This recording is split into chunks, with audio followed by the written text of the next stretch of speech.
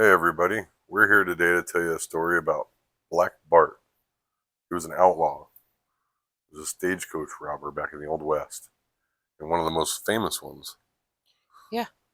Um, his name was Charles E. Bowles, or his birth name anyway, but he went by many other ones. He went by Black Bart, the Gentleman's Bandit, and when he ended up in California, he also went by Charles Bolton, and who knows how many other ones.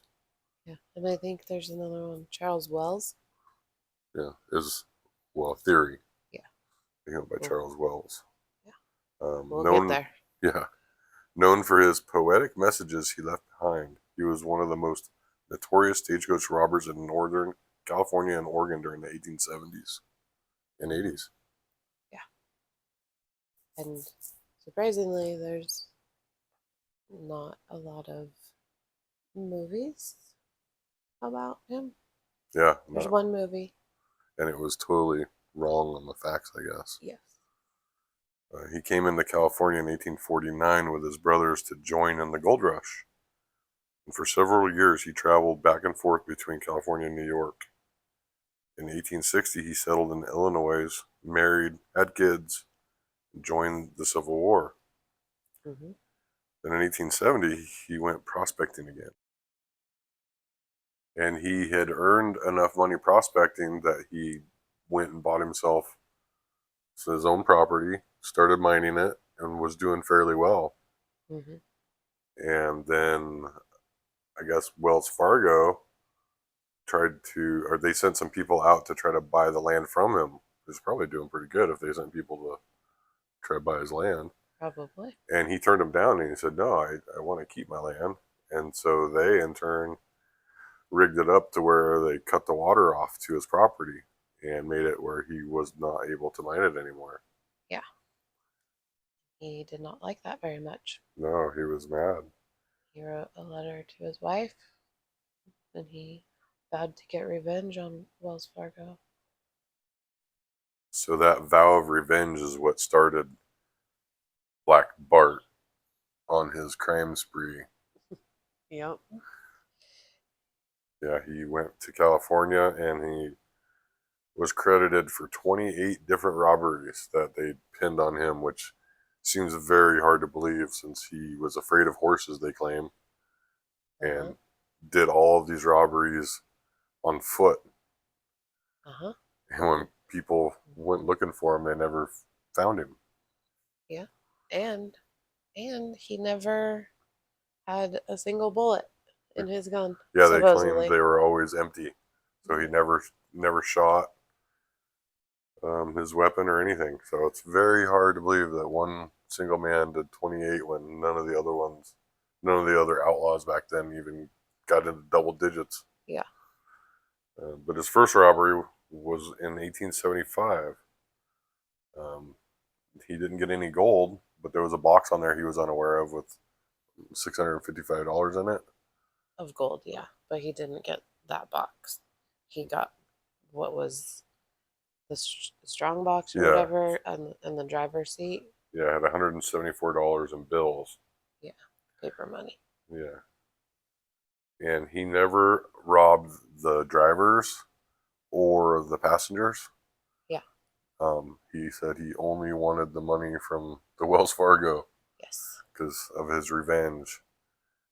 There was one story that a lady had actually her purse out to him, and he picked it up and handed it back and said, "No, I don't want your money, only Wells Fargo." Yep.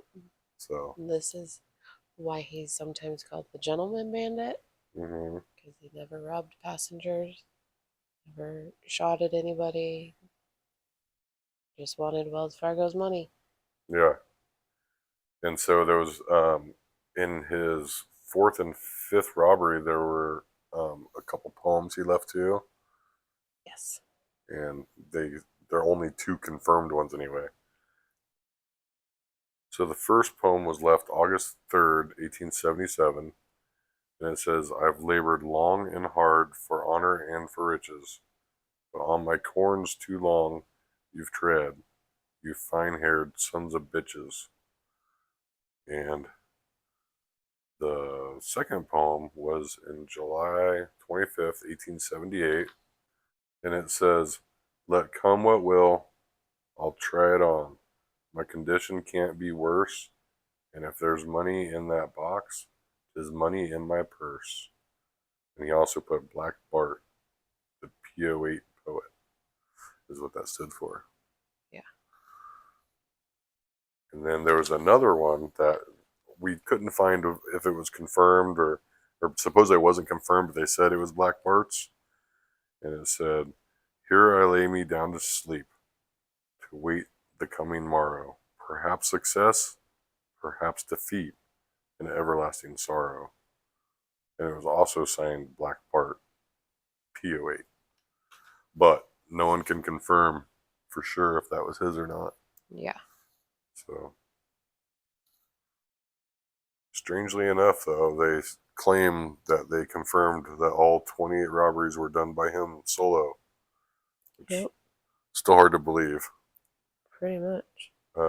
His first and last robbery was off of Funk Hill in near Copperopolis, Calaveras County.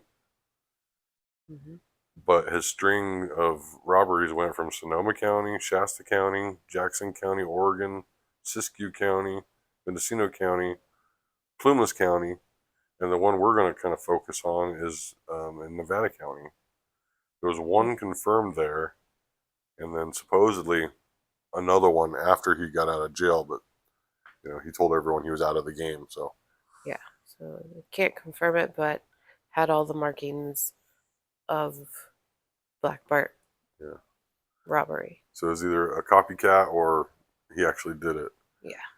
So who knows for sure? But during our adventures, we ran across these old Wells Fargo buildings, and they were from that time period, and were Yes. really neat. Yes. And they're just the buildings. They're not the stagecoaches that he robs. Like there was no reports of him ever robbing the the buildings. Yeah, the building It itself. was just the stagecoaches. But most So, likely, those stages either stopped here, loaded here, unloaded here. yeah, we're on their way to. Yeah, but this was part of his spree, or whatever Yeah. you want to call it. Yes. And these are the only two we could find Yeah. that would make any kind of sense. And they're both dated. One's 1853, and one is 1854. Yes. So it definitely would have been right around his time period. But there is a question I have about the 1854 building. But this one here on the screen is the 1853 building. Okay, so here's my question. So he started his crime spree in California in 1875, Uh huh. right? Yep.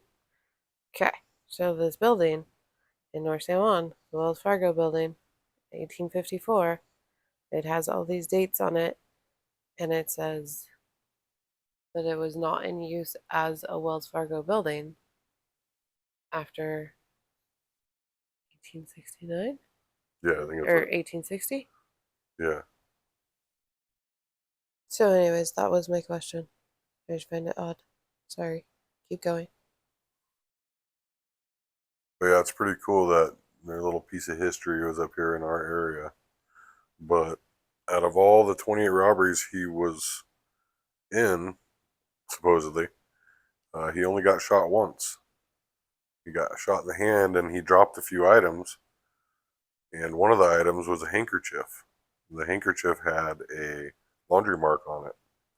And that's what ultimately led to his being caught because they followed it back to San Francisco and found that there was a dry cleaner, not really dry cleaner back then, but Something like that. yeah, like a laundry service place. Yeah, laundry service. And they found that this guy had a laundry mark that matched his clients, and it was this Charles Bolton. And Mm-hmm. so, yeah, so they waited for him and they asked him questions, and I guess he didn't have good enough answers, and they ultimately arrested him. So, Mm-hmm. so he was found guilty and convicted to 6 years in San Quentin for robbing the stages. Stagecoaches. I'm sorry, stagecoaches. That's fine. So he served 4 of those years and then was let out for good behavior and promised never to do it again. Mm-hmm. And he wanted to pursue a life as a druggist, pharmacist, we call him now, which he learned while he was in prison. And when he was let out, the reporters asked him, are you going to return to robbing stagecoaches? And he said, no, gentlemen. And then they asked if he would continue his poetry. And he said, now, didn't you hear me say I was through with crime? So it's kind of funny. That is kind of funny. Yeah. Some locals say, and this is another theory, that he moved to Marysville and became a pharmacist and went by the name Charles Wells. Yeah. Wells Fargo. Yeah, and that's kind of a funny twist because of the Wells Fargo, using the Wells as his last name, where they say he lived quite a few years as a druggist down there, and they have enough evidence that, and actually in Marysville, the locals there placed a headstone in their graveyard that actually says, "This is Black Bart." Mm-hmm. They have all of his names on there. Yeah, whole list of them. But that's kind of a neat place. Like, is it really him? I don't know. They say they have enough evidence. Yeah. But there's also another theory that isn't talked about very often. Right. Supposedly, after 1888, no one had ever seen him. Like, he dropped off the map. Yeah. But some people are saying that he was supposedly spending his spring and summers working at a ranch as a ranch hand in the North San Juan Ridge area for several years. Mm-hmm. And then after that, he was never seen again. Yep. So, who knows? But it was also at the same time there was another robbery up there that was like his, Yeah. So, although we can't confirm that it was. yeah, we can't confirm or deny, but it's strictly more theories. Yep. So, yeah, very interesting. Like, it's very, very hard to believe that he did all that and no one knows what happened to him afterward. So, Yep. anyways, Also, just throw another twist on there. I did find that Charles Bowles, his original name, mm-hmm. was deceased in Nevada County in 1925. Yeah, that would have made him in his 90s or something. Yeah. So it's implausible. Anything's possible. Anyway, thanks for watching. Please like and subscribe, and We'll see you next time. we'll see you next time. Bye. Bye.